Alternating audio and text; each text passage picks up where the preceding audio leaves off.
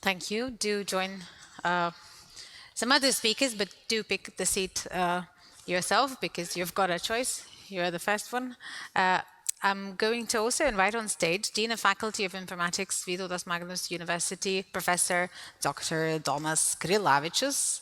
Thank you for joining. I have not seen him, but I hope he's here. Chairman of the Board, Forest and Landowners Association of Lithuania, Dr. Algis Gaižutis. He is here. Welcome.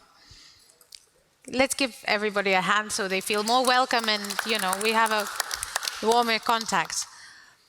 Kęstutis Šetkus of the Ministry of Environment has already left, I think, right? Because of the accident. Okay, so he left, but we don't judge him. We wish him support and we wish him luck. Founder and Secretary of Live Terra Foundation, General Director at Volterra Ecosystems, Sven Kallen is with us. He just delivered an overview. And I will also invite again, Ben Rivoire, who is Sustainability and Crop Value Chain Manager, International Seed Federation is the organization that he represents. Thank you so much for joining again. So Sven, is it Estonia or is it Lithuania that is planting more trees? I couldn't tell you the total statistics, but what I do have seen in Lithuania is an enormous enthusiasm because you guys have already a lot of trees, but to perhaps also diversify and involve the new generations to plant them. So for us, we look at it from the global perspective, and I think there's a huge potential here in the Baltics in order to expand those plantings. So what is the value of data? Just to underline and emphasize what you have showed us when delivering your presentation. What is the sense of collecting all of this data? So for us, we cannot perhaps express it per se in money, in euros, but it is a very important instrument in order to not only justify, but to inform and to learn and to help third parties to get engaged and to become convinced that this is a very good practice to do and to create excitement around it. Because in the end, people want to, what I said, they want to feel acknowledged and they want to feel rewarded somehow. And this is a way, I'm not going to call it gamification, but this whole idea that you have your trees and you'll be able to learn from them and follow them, that gives an incentive to a lot of people to stay involved and learn more about it. So it is a means to an end. Stay more involved. Is that something that you would agree with, Thomas? And maybe you could describe the core objectives of the Forest 4.0 project in terms of forest data digitalization. Yes, so I can continue actually from this discussion about data. So simply saying data knows better. So if you want to make decision and it's not based on data, it's not based on evidence, then most of the time it's just emotional decision, which usually the decision you are going to regret at some moment in your life. Often, not always, of course. So in our project, Forestry 4.0, with all partners, we are trying actually to help forestry people, but not just forestry, but all forestry-related industries, starting from data collection, to collect data properly, because if you want to build proper models, you have to have correct data. Then, of course, apply artificial intelligence, data science to build proper models to help people to make correct decisions about our forestry and about our future. Would you specify the AI-based solutions, and would you maybe tell us a couple of more words about the project itself? Yes, so as I mentioned, idea of a project actually is to update, let's say, methods and tools which govern what happens in our forestry. And then, of course, when we are talking about models, models can be used in very different places in this process. So starting from just simple modeling of simulation of different scenarios, what is going to happen with forest, depending on the decisions you make in the following 80 years, for example, how to achieve all your goals, which could be very different from, collecting CO2 and having nice forest near your home, to having, nice wooden furniture at home and producing enough wood for your industry. And you have to combine all these things, and you have to have models which allow to do these calculations and tell you what is going to happen if you do one or another thing in your forest. Mr. Grižutis, how can land owners be more effectively involved in data-driven forest conservation efforts? Management or conservation? Let's say conservation efforts, but management as well. So it is nice to see, Živilė, that you are involved also in forestry issues, and we're meeting from time to time in different floras. So in my point of view, forestry is not about trees even. It is about people and how they manage forest as ecosystem. And for that, it is, if when managed, you need to know what effect make one or another management method, what results you achieve not doing nothing, and so on. Some data is very important, because to have too much data, it is a problem. It is not even a possibility, because it is about how you interpret this data. And one should be specialist, capable and competent to use this data and to interpret it into the actions. If not, so if speaking about our Lithuanian forest owners and foresters, so one and most urgent issue is to return back forester and forest owner back to forest. Because nowadays it is too much is concentrated on different data reports, blah, blah, in different way. But if we need to manage the forest properly, if we intend to create a more climate resilience and a bigger variety of the forest, it is needed a human intervention. And not by sitting and shouting that let's protect forests, but doing very practical things. And it requires, as a forest, it is a long-term investment and long-term activities for decades. Then it is data and examples, it is very valuable. But let's set the stage of the very problem. I mean, we are speaking now about how important it is to collect data for decision-making, but what are the decisions in the forest that are the most urgent? You say returning forest owner back to the forest is key, but what is happening with our forests today? Let's set the stage a little bit. Just one example, because it is quite a lot. For instance, now we have this year, it is a big invasion of bark beetles into the coniferous stands.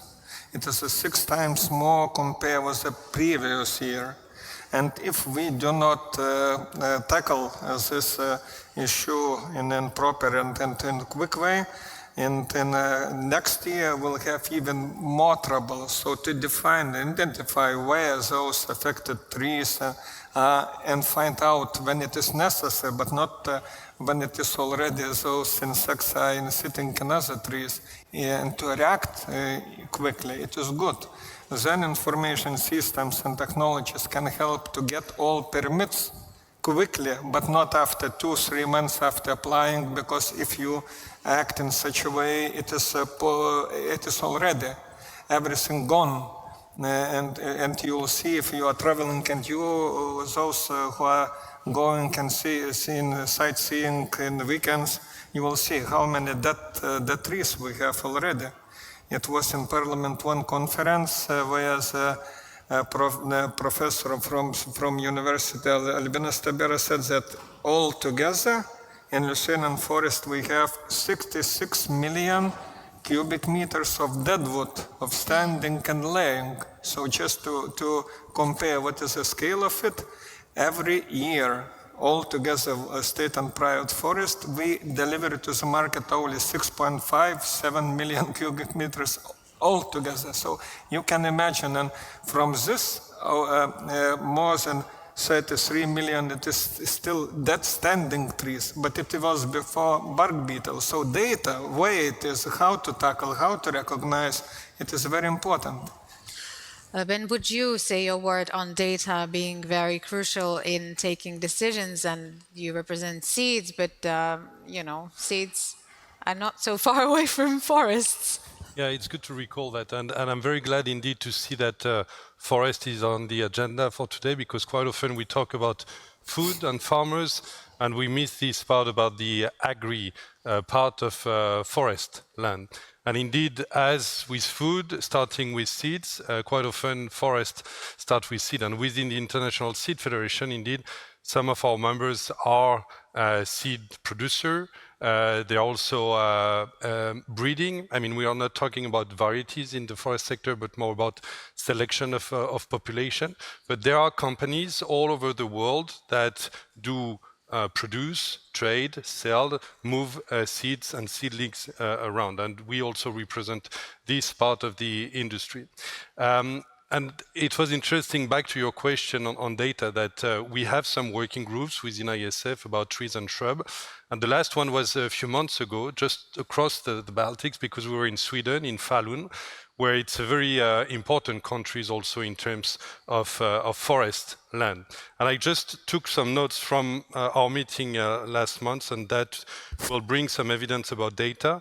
In Sweden, it's about 75% of the total area of the country covered by forest, which means that it's above 4 hectares per habitant in terms of forest. Latvia was an example where it's 53%, so it's covered about almost 2 hectares per habitant in terms of forest area. If I'm correct, I've checked the numbers on Lithuania, it's about 35% of the total surface area, which is about 1 to 1.5 hectares per habitant. And in your concept note for the panel today, you talked about 30% of the planet's land area, which means that those countries, your country, all the Baltic area, is key for all the production of trees and all the positive effect from the forest in terms of sequestration, biodiversity, animal, wildlife, etc. During this meeting in Sweden, the specific focus was on data use for foresters, seed producers, and land users. So they were taking this example of Sweden. I mean, it's almost public-private foundation producing seedlings, forest seedlings, so more than 150 million per year seedlings. So you need those kind of organization, either public or private, to also deliver and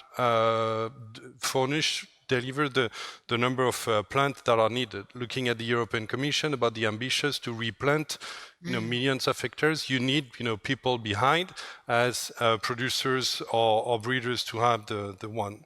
So they were using drones and remote sensing. First of all, to, as you mentioned in your presentation, Sven, about tree counting. So it's just assessing what is dead and what is alive, and then where to replant or where to focus.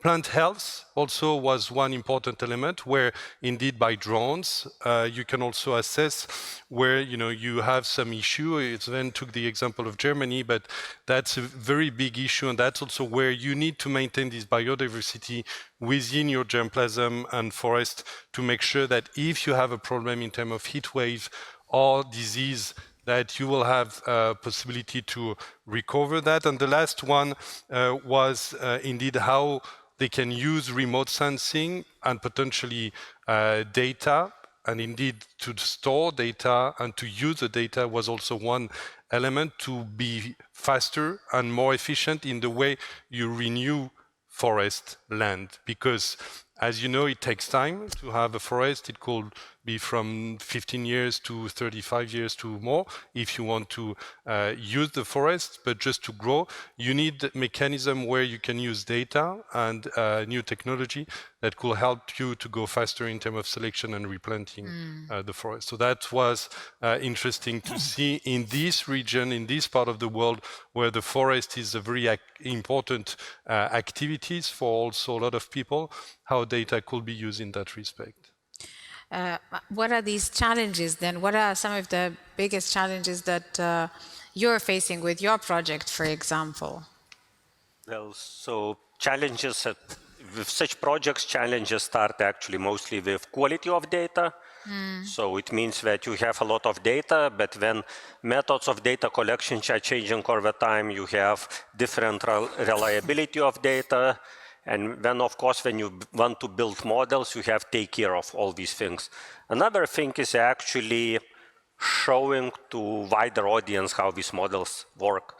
Because it's not enough just to build models. Of course, it's easy, or well, it's not easy maybe, but it's doable thing, and you can build models, you can show them to decision makers, they can help them.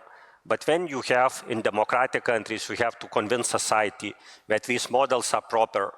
And when you have complex mathematical AI-based models, it's not so easy to show how they work. So actually, that's one of the big issues as well.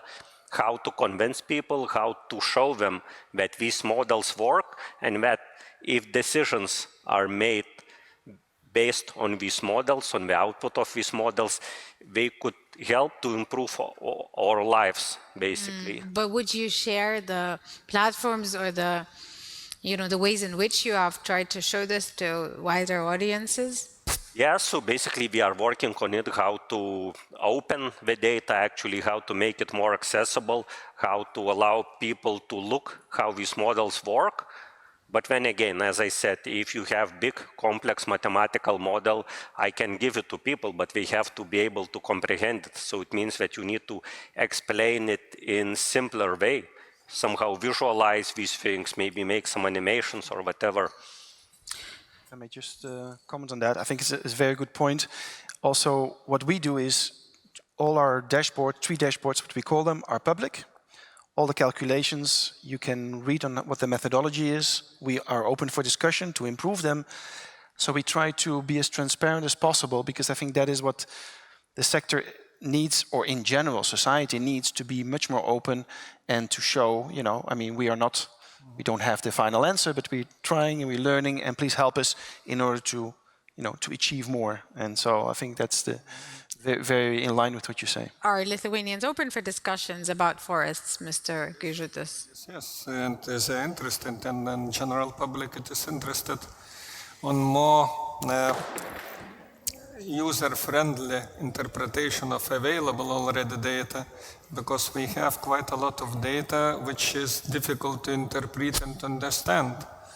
So that it is good. And then another point what is important to mention, going digital, when you use logical algorithms, reduce bureaucracy, because it skips unnecessary steps and procedures, and that it is also a resistance from institutions to apply, to go digital at that time. Because just imagine, from seeds to the final products and all this forest growing cycle, if you have easily integrated, accessible data, which can be used by forest owner, by the politician, by forest management specialist, by environmentalist. So it is, and it is integrated here, it is okay. But if we have components of very detailed information which not going nowhere in system, so we expect very much from project Forest 4.0, that it will be some integration happened and some more logical use of already available information. In Lithuania, we have so detailed information, starting from soil types, starting from a different stance level and so on, so that we do not use it efficiently. But is the public really interested in protecting the forests? As you said, they are very important in these states and in Lithuania in particular. And do remind me then of the last time the Lithuanian general public was super interested in preserving the forests. I mean, the last time I remember was this National Forest Agreement that was, an intergovernmental, and there were many stakeholders, and it essentially, if I remember this correctly, it just failed because there were too many interests and too many opinions about forests. It is a process, because if you put in the same process academician and idiot and try to ask to make an agreement, Yeah, so academician is silent, and this another more enthusiastic person, he or she try to be very active, and it is difficult to find a common agreement. But I do not agree. National Forest Agreement, it is quite a success story, because it was 2 years of debates, education of those who know less, and we agree about quite many principles which are now it is implementing on new revised Forest Act. It is in pipeline. It is so it is not so bad. Okay, so when you say that you're open for discussions, how engaged is the public in these discussions? How much do they care? Well, we see that, of course, I mean, we are not sort of at a government level as being discussed here. We are really at a very grassroots level, if you like. Yeah.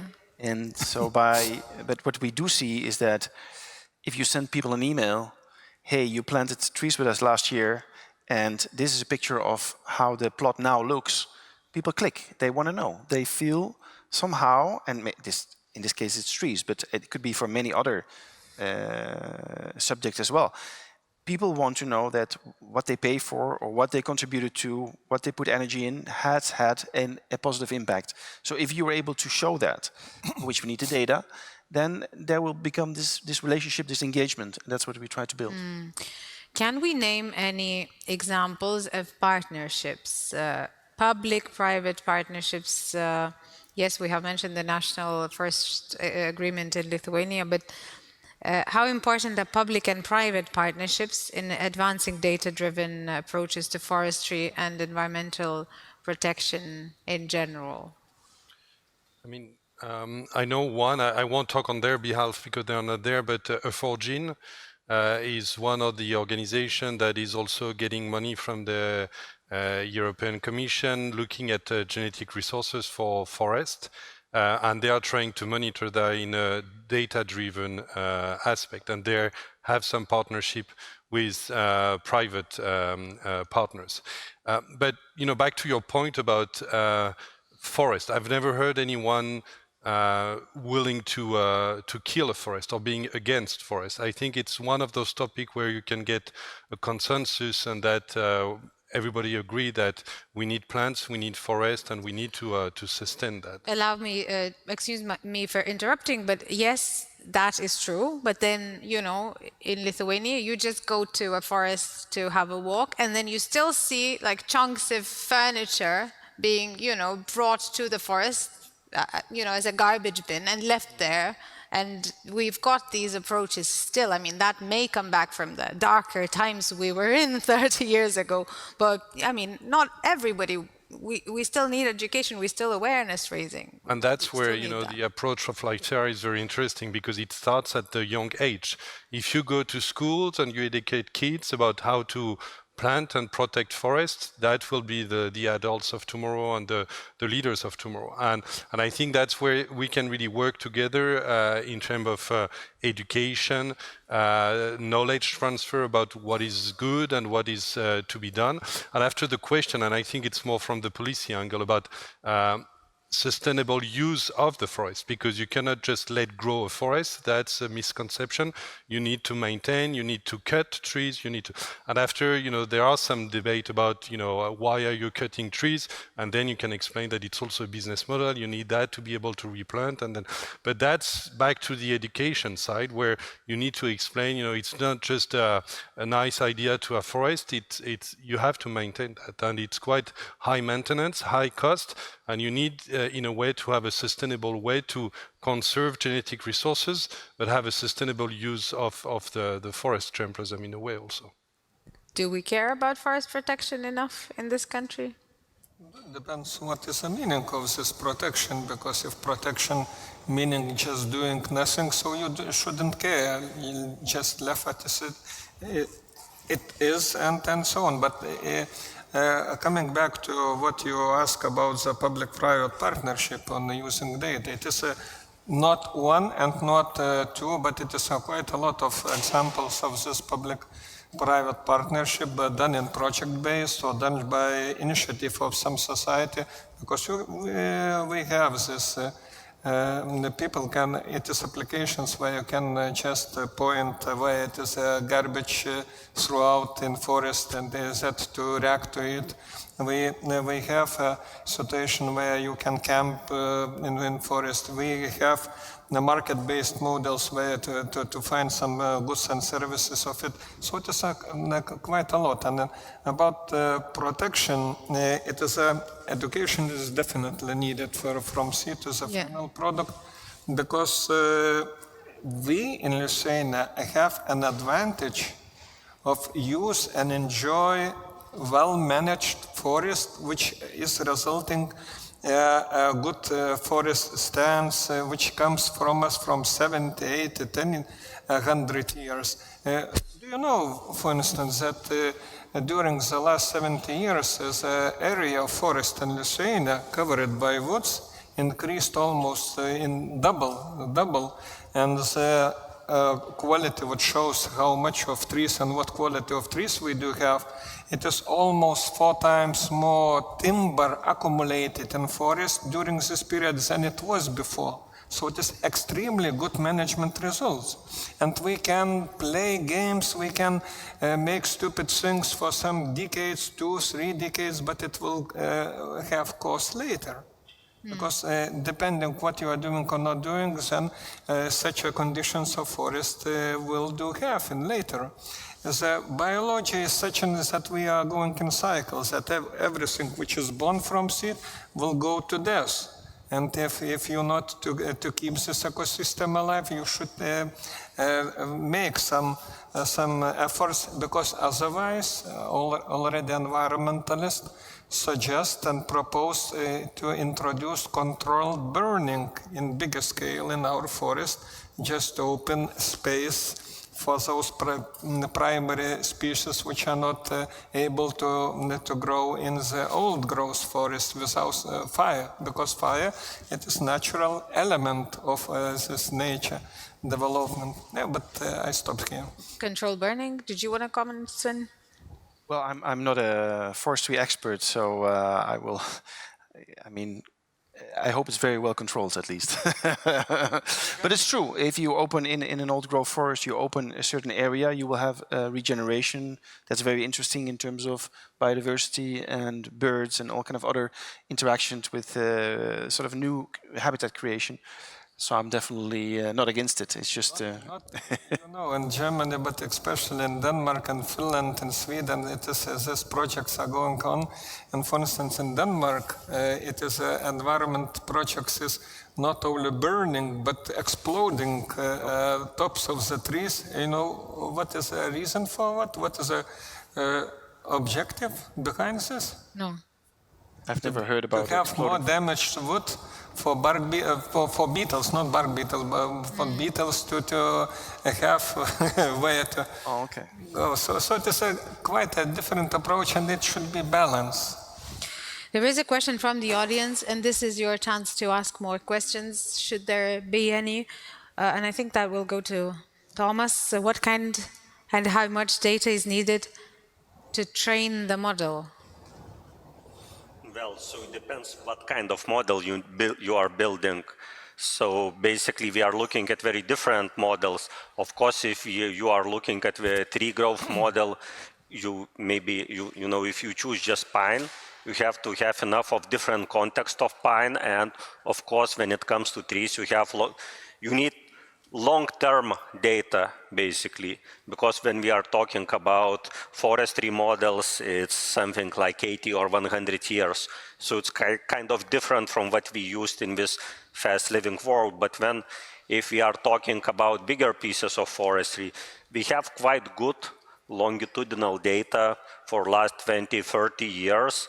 Sometimes it's better, sometimes it's worse. Of course, we have to check how it changes depending on the environment, but you can build different models to see how it's evolving. And you know, building models is not something you just do and that's all. You build models when you check how they work, when you improve them. So it's continuous improvement process. Let's see if there is a question or a comment. Anyone would be raising their hands, and Yes, please. There is a question in the audience. There is a microphone coming over.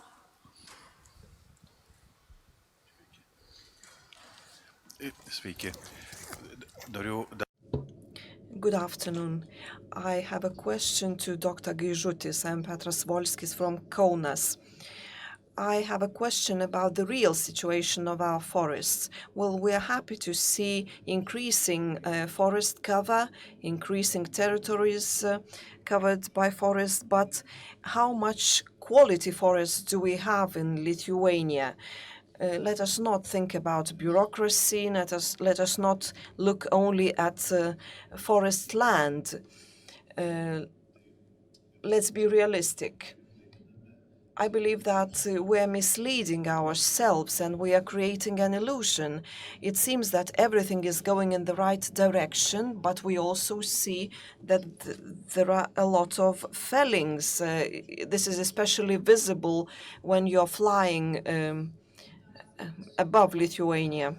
Relating to the biologically, how shall I put it, valuable forests, how much of it there is in Lithuania, and maybe I think the best person to comment on this would be Algis Gaižutis. Okay, so thank you for a very interesting question. All forest is biologically important because it is a biological ecosystem, and doesn't matter it is an old growth forest or it is young forest or even burn area. It is important for different various ecosystems, and every this diversity is needed. So I can tell in just in simple form, and public and then society probably sometimes are confused because this communication is coming from one or another environment-oriented project, which have working with very specific species or plant or habitat. And they concentrated on providing information based on this particular mushroom, habit, bug, or mammal, and so on. So just simply, and we do have really quite a lot of forest, and this forest area is increasing. And if someone tells to you that a young kid is not a human being, do not believe it. So it is the same. That young stand, it is also forest and very valuable forest, and it will grow through this succession cycle, become old one, and then regeneration cycle begin again. I know that you're not a forest expert, but because you're collecting data, would you have a comment to add? So I would say that actually data is not as bad as people think. So it's collected pretty well, and its quality is pretty high. But of course, as I mentioned, we have a lot of issues, trust issues actually, about quality of data, about how it is represented.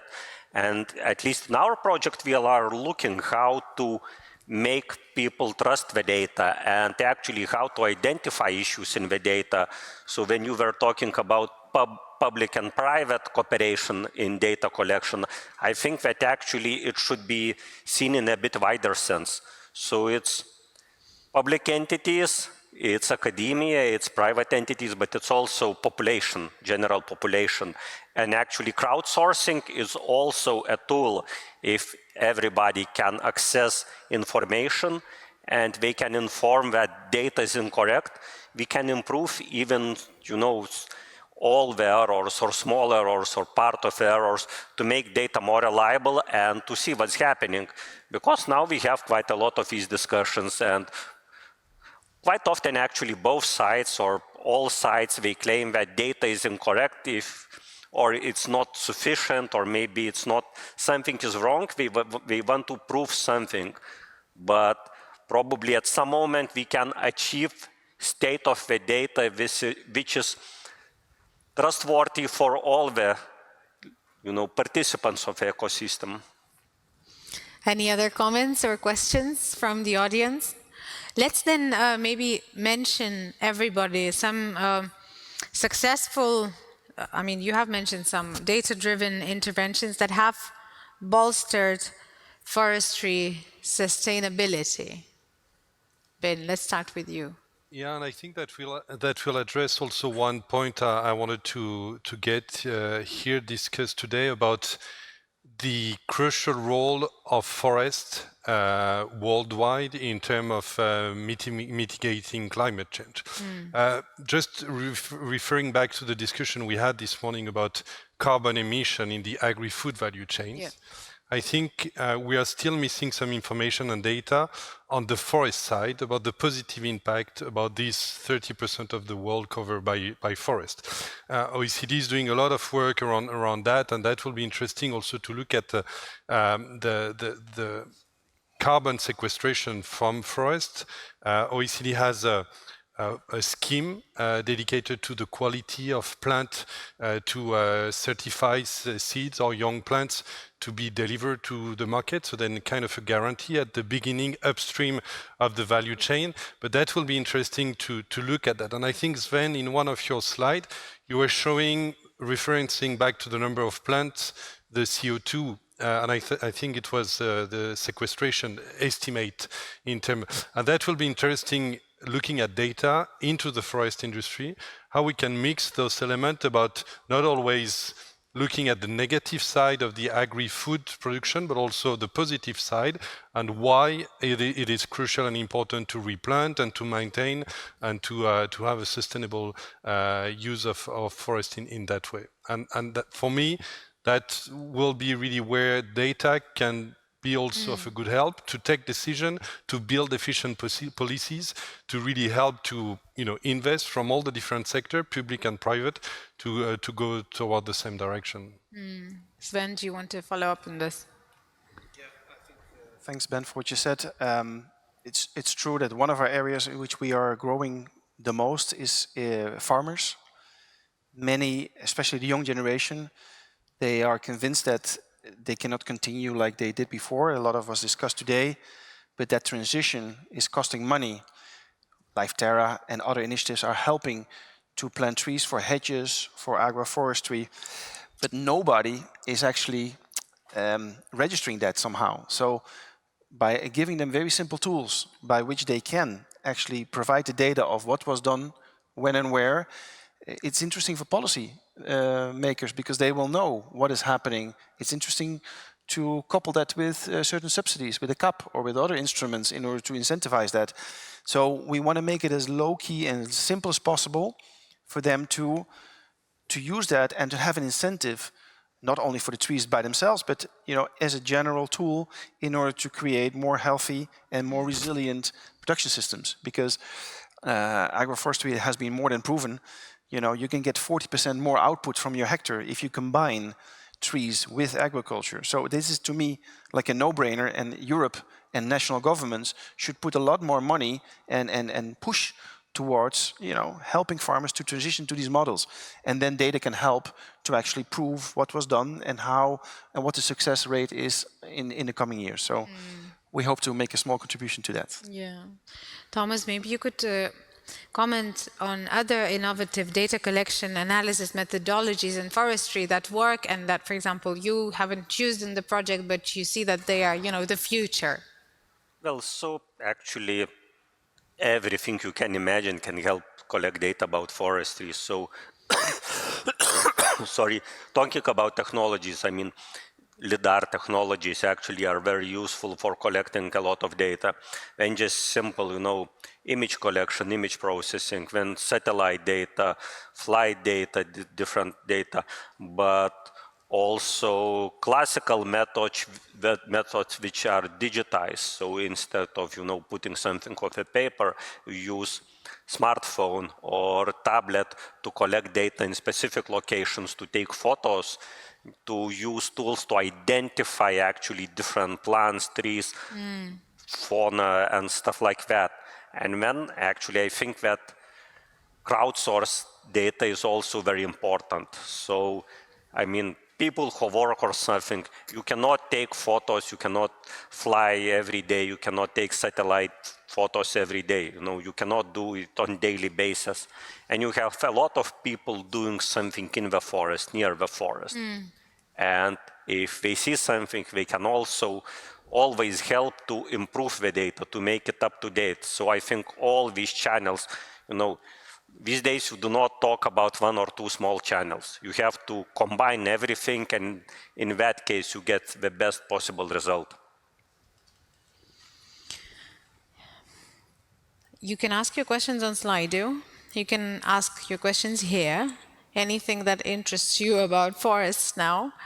I will go back to the to the core of the discussion and to the core of the project that was presented in the morning, and just ask you to explain how you would define the role of forests in global climate regulation in general. Why are they so important? Why is it not just the data that is important, but the very forests for which we are collecting the data? Sven. Well, we have a colleague here with me actually from Brazil, and of course I think that there's nothing more urgent than the Amazonian as an example of how massive deforestation driven by many of us, European and American customers, let's say, has such a huge impact on the environment. It's completely changing weather cycles. It is disrupting rainfall. The seasons are completely upside down. So, the whole habitat is basically being destroyed with huge economic impact, by the way, as well, apart from human and nature impact. So I think the whole reforestation and afforestation sectors are, I don't have the figures, but it's still a very small percentage of what is being cut. So we will have to plant not just millions in Europe, but we'll have to plant tens of millions, hundreds of millions of trees in order to try and recover and go back to create more stable global climate. And therefore, we would like to encourage, and of course what we do is a drop in the bucket if you consider it, but we hope to motivate as many people as possible to get involved and to become aware about this, and in order to really, to see that this is a massive thing and we have to take massive action as a society in order to turn this around somehow, because otherwise, this is going to be looking pretty bad. Why are forests so important in climate change regulation? Mr. Gaižutis. You are turning to regulations, so let's start from regulations, and because we will have a challenge and very interesting situation next year. I hope we'll live in peace even next year, and the economical crisis will be not so severe, but it will be a year when we will need to implement in full scale deforestation regulation, which is adopted already by European Union this year. And what is demanded, what is an idea? To have geolocation data from very, very particular place from Earth, where a product like coffee, cacao, wood, soy and others are coming. It is 7 categories of the products. And when it comes to forest, so then it is challenge how to have this precise data from to end product from every forest piece. For instance, clothes. Now clothes are produced more and more from biomass which is coming from wood. It is not only viscose, but it is changing. It is from carton to wood. And probably you have already wood clothes or me or somebody else. So in paper, in others, how to ensure that all this data flows go precisely and do not cause too much cost for daily life for individual persons and operators in market. Another thing which is also important now in pipeline regulation on forest monitoring in European Union level. So they try to scope with this that is uneven and not unified standard data is available about forest on different, in some European countries even they do not have all area covered by forest management and inventory. We do. So then it is a challenge for it. And how not overflow with the data and follow the system, but make it as more simple, more convenient. And definitely we need more accurate data regarding adaptation of forest to climate change, because this carbon sequestration and storage of carbon into the forest, how much, because all policy is based on that. Fit to 55 package is fit on the LULUCF, all processes, land use and land use change system is used on that. So it is quite important to have accurate, well integrated and well functioning systems to ease in this administrative, bureaucratic and also political burden. Does anyone else want to comment on the regulation of forest monitoring? Yeah, I think the major challenge here is our time relationship, and especially, in the forest industry, it's a long-term planning. We're talking about 30 years, 50 years, 100 years. And when you mix that with policies and with policymakers, regulators, they don't really like to talk about the impact of their regulation in 30 years or 50 years because they won't be there anymore. So on one hand, we are putting pressure on the farmer's shoulder to deliver results and to feed the planet in a sustainable way. And on the other hand, we all acknowledge that forest is good for the society at large, but it's a kind of a long-term relationship, and the life cycle is completely different. So you mix two things with two different time frames, very short-term with a very long-term vision. And you need to find ways where you can establish long-term policy that will have a positive impact on the society and the planet, but at the same time working with the agri-food value chain, delivering results in a sustainable way as well. So for me, the main concern is not about data and how to gather data and how to collect and how to use it, how to monitor, how to analyze, because we'll do that, we know how to do it, and we'll find ways. But it's really to make sure that there will be the best mechanism around that, the enabling environment, that people will understand the importance of doing that, but keeping the long-term relationship and not looking for the result for tomorrow or 1 year, but really looking at that. And that might help to mitigate and at the long-term run to have a positive impact on the overall picture. You're nodding your head, even though it was said that data is not the most important aspect. Yeah, but of course, data is just a tool. Yeah. Data and models are just the tools to make correct decisions. So not data and not the tools are the goal. The important thing is to have this data to make, informed decisions about our future. Do we want to preserve all forests and then build buildings from concrete and metal and glass and plastic? Or do we want to have, chairs with wooden parts? And then we avoid, digging iron somewhere or producing plastic products. So it's not as trivial as it may seem, if you look at separate parts. And data can help to see it, to understand it. But policymakers and us are people, we are going to make decisions and decide how we are going to continue. I am not going to stop here because we've still got to wait for Christina to close the forum. So I'm very, very happy that a question has arisen in row 3, and I'm not sure the microphone is anywhere around. It is it? Okay, if you could help us bring it, that would be very useful and valuable. Thank you so much. Thank you so much for wonderful presentations. I'm now working for the permanent delegation of OECD as a Japanese diplomat, but I'm working for a Minister of Agriculture and Forestry and Fisheries. As a policymaker, the forestry policy is very different from agriculture policy because always take a longer term outcome. We have to wait the outcome of the policy more than 30 years, more than a generation or 100.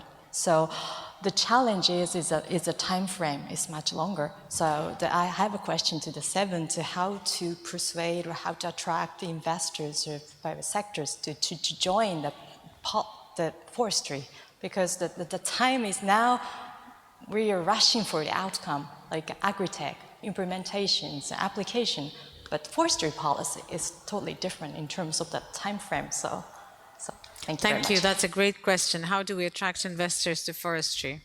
Yeah, it's a great question. I think that it's true that people consider trees to be not a great investment because, like it was said, and you also affirmed that, it's the long term. You need cycles of 50, 60, 80 years. So what we're trying to build in is additional instruments, because these trees is not just the timber or it's not just the nuts. We're talking about clean air. We're talking about carbon sequestration. We're talking about biodiversity. So we have just developed in some of our projects our first removal credits, but also biodiversity credits. We're talking about soil credits, basically to try and see if companies that are now more and more interested to try and offset, compensate, whatever you want to call it, become involved in serious environmental activities, can pay for these ecosystem services, as they call them, and that money flows partly back to the landowner. And that will give him or her the incentive to engage in this transition and to take the long-term view. And we sign, in our case, 40-year contracts, agreements with these landowners to ensure that they have the long-term view.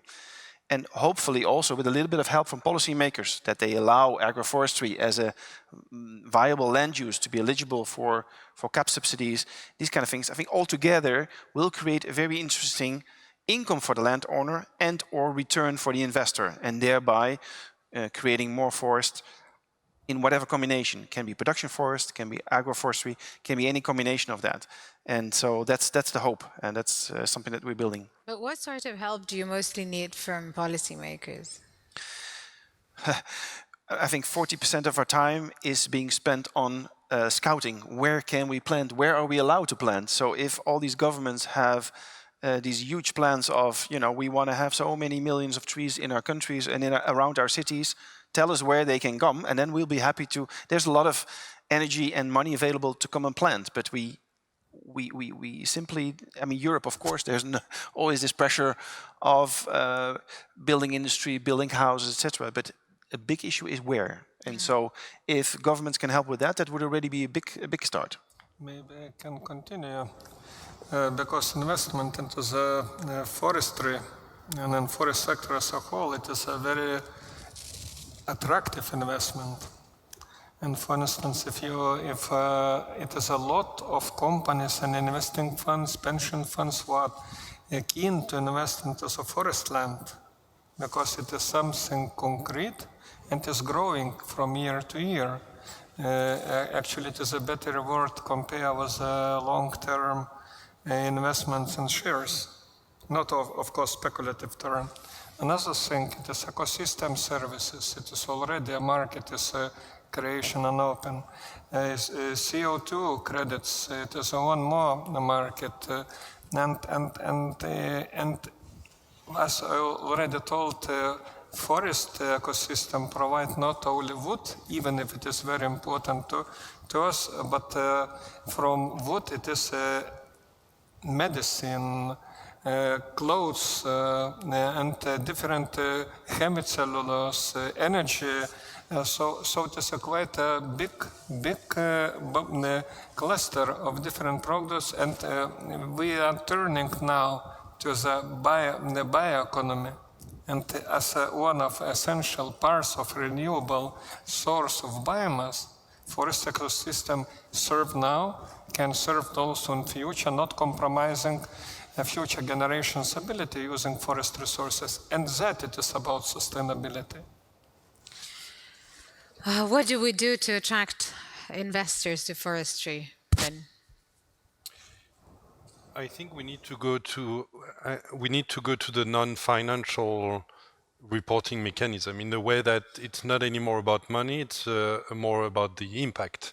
And that's, back to your point, Sven, about, we should value what you bring in terms of biodiversity, what you bring into clean air, fresh air. So to get away from the financial discussion, but just to think long-term without financial return on investment. So it's hard, but I think now more and more even banks are addressing those non-financial indicators. And I think we need to address that and to promote that in a way that, your business needs to be sustainable financially, but also for the society and the planet. And then, like this morning in the discussion about how to change consumers' behavior, it's how to change investors' criteria and perception about what is a good or fair or sustainable investment in that sense. So, in my opinion, to conclude on this one will be take your time to think wisely, but it's urgent. So you need to use data to make good decisions, but it's important to have a clear long-term vision and act accordingly. Did you want to comment on investors and attracting them to forestry as a nearly final comment? Well, as it was mentioned, I think that at least if you look at local market, it's very lucrative. So actually, the prices of forest land have increased quite a lot during last years, at least in Lithuania, Latvia, probably in other countries. And as far as we are moving more, as it was mentioned, to bioeconomy and trying to use local resources, so we have less logistical expenses and including CO2 expenses, it means that actually it will become even more valuable. So I don't think that we need additional attractions anymore. Okay. Yeah, but you need to be attractive in every industry. What is necessary, recreation industry, it is need investment into infrastructure, because ecosystem of forest it is just one element and component in a whole bigger picture. And then when we speak about forestry, it is a long-term decision making, not short-term. So it is a quite more you see, more complicated it is, more interesting it is. So let's collaborate together on protecting the forests. This is my very last general remark. I think that at this point we would thank all of the panelists by giving them a big round of applause.